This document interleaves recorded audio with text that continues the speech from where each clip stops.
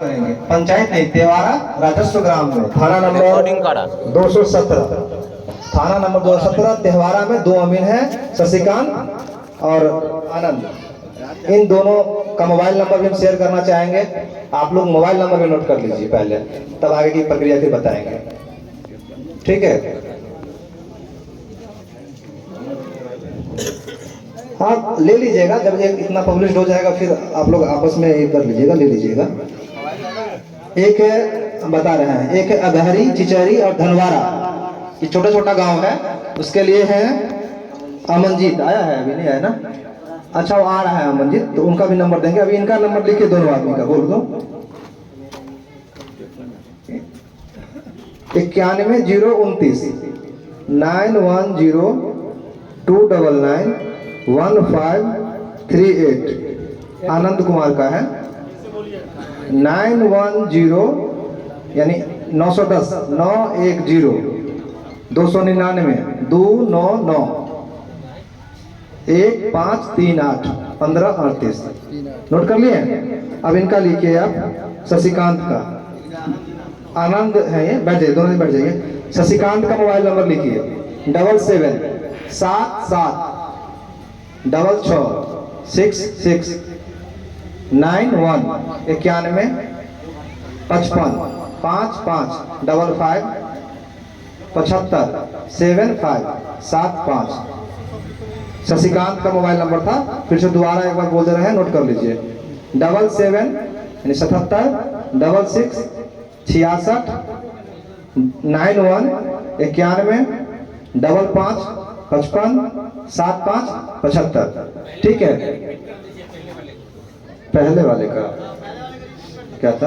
आनंद का दोबारा लिखिए एक बार। आनंद एक अमीन है आपके यहाँ के, दोबारा बोल रहे हैं। 910 910 यानी 910 299 299 299 रिकॉर्डिंग पूरा करिए 299 1538 1538 1538। ठीक है, ये दोनों अमीन हैं। आपको यदि कोई इंक्वायरी लेना हो, कुछ पूछना हो तो आप इनसे संपर्क कर सकते हैं। फॉर्म जमा करना हो तो इनसे संपर्क कीजिएगा।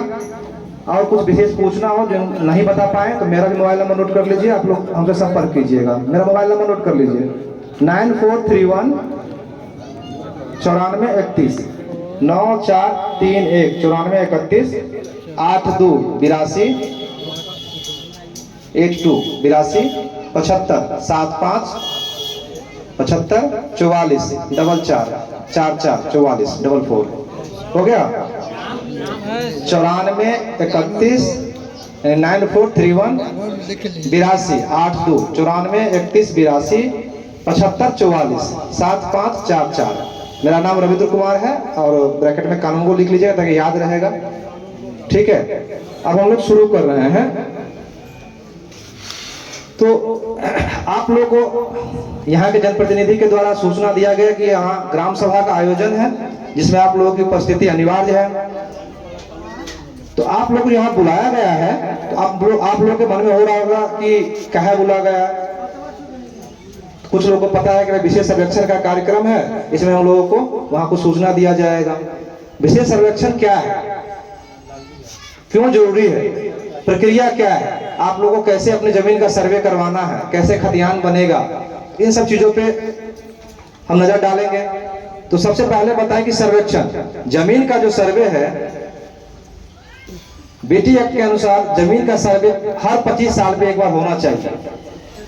और इससे पहले 2 सर्वे हुआ है, कैडेस्ट्रल सर्वे, रिविजनल सर्वे।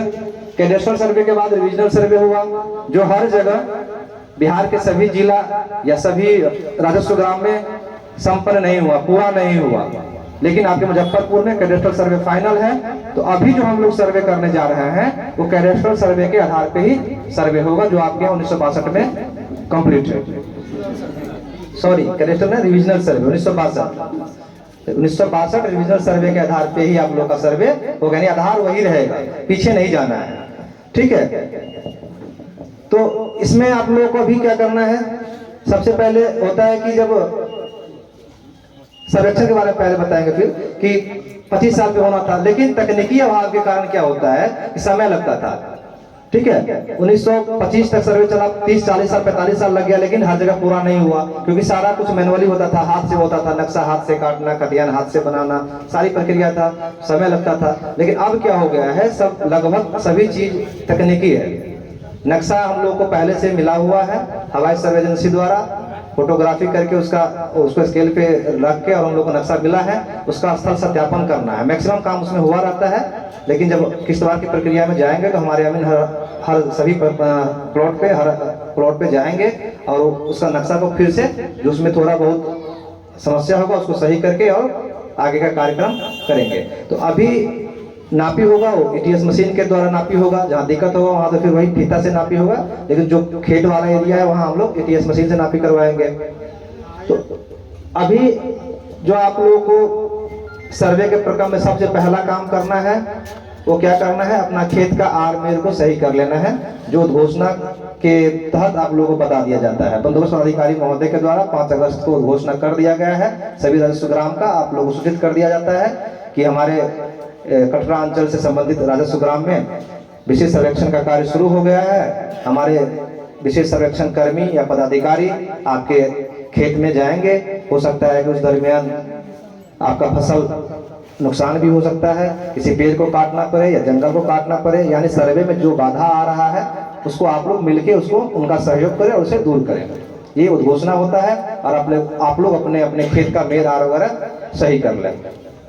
इसके बाद ग्राम सभा का आयोजन किया गया। ग्राम सभा में आप लोगों को अभी बता रहे हैं क्या करना है, ये सब प्रक्रिया है। इसके बाद अब आप लोगों को सबसे पहला काम करना है वो अपने जमीन का स्वघोषणा फॉर्म भर के देना होता है।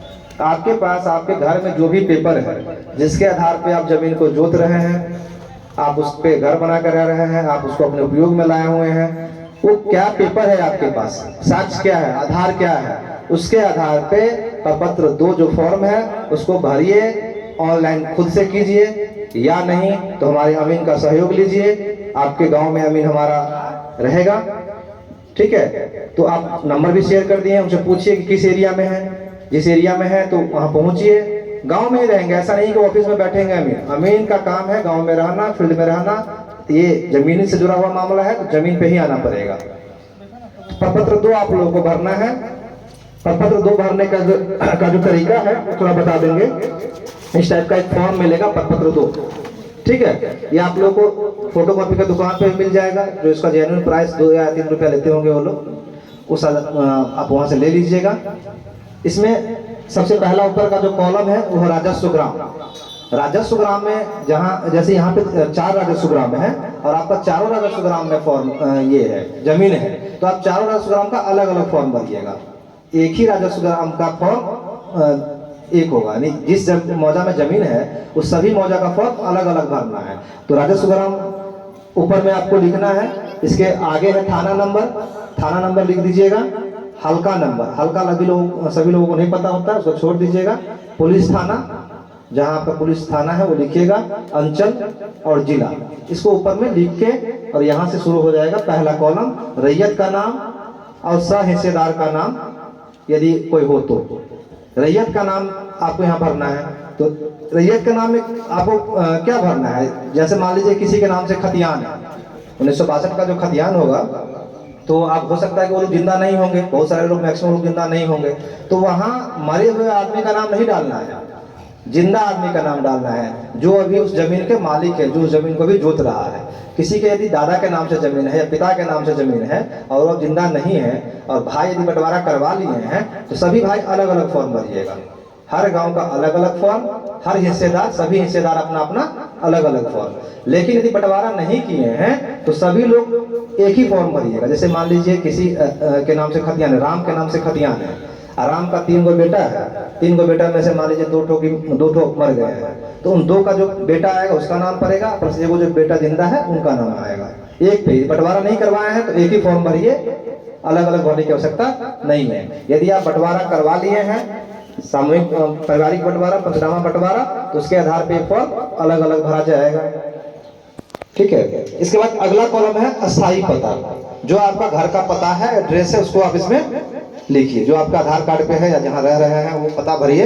इसके आगे का जो कॉलम है खाता, खेसरा, रकबा और चौहद्दी। तो आपके पास जो पेपर है, जो जमीन का पेपर है, उस सब पे लिखा होता है खाता, खेसरा, रकबा, चौहद्दी। तो चौहद्दी जो मान लीजिए जो अभी केवाला लिए हुए हैं तो उस पर लगभग मिल जाएगा चौहद्दी। लेकिन खतियानी रैयत को क्या है, चौहद्दी पहले वाला अब नहीं रहेगा, खरीद बिक्री हुआ होगा या उसका बेटा जोत रहा होगा बंटवारा के आधार पे। तो प्रयास कीजिए कि जो हाल चौहद्दी है, अभी का वर्तमान का जो चौहद्दी है, उसको डालने का प्रयास कीजिए, पहले वाला नहीं है। नहीं तो खतियान पर से सीधा उतार दिए, वो नहीं। यदि आप खेत जोत रहे हैं, आपको पता है, तो जो सही चौहद्दी है उसको भरिए आप। इसके बाद आगे है किस्म जमीन, जमीन का किस्म, टाइप ऑफ लैंड, जमीन किस प्रकार का है। तो अभी जो जमीन का प्रकार भरना है, हम लोगों को 3 तरह से भरना है। यदि आप उस जमीन पे खेती कर रहे हैं तो वहां लिखिएगा कृषित, खेती नहीं हो रहा है, बंजर भूमि है, भीट है, तो वहां लिख दिया कृषित। और एक है वो जहां घर बना कर रह सकते हैं या घर बना हुआ है, जो रोड साइड का जमीन है, वहां लिखिएगा आवासीय। और एक चौथा है कॉमर्शियल टाइप में होता है, कॉमर्शियल लैंड, जिसको वाणिज्य बोलते हैं। वो अपने यहाँ नहीं है, वो शहरी क्षेत्र के लिए है, क्योंकि अपने यहाँ बड़ा बड़ा फैक्ट्री तो नहीं है गाँव में। तो ये चीज नहीं भरना है आप लोग को। यहाँ बस 3 चीज, कृषित, अकृषित और आवासीय। अगला है शेष को छोड़कर लगान। लगान सभी लोगों को नहीं पता होगा, लगान का कॉलम छोड़ दीजिएगा, जिनको पता है वो लिखिए। इसके बाद है जमाबंदी संख्या। जो लोग केवाला लेने के बाद या खतियान के बाद रसीद कटवा रहे हैं, जमाबंदी कायम है, जमाबंदी संख्या लिखिए, नहीं कायम है मत लिखिए, इससे कोई दिक्कत नहीं है। अगला है भूमि पर दावा का आधार।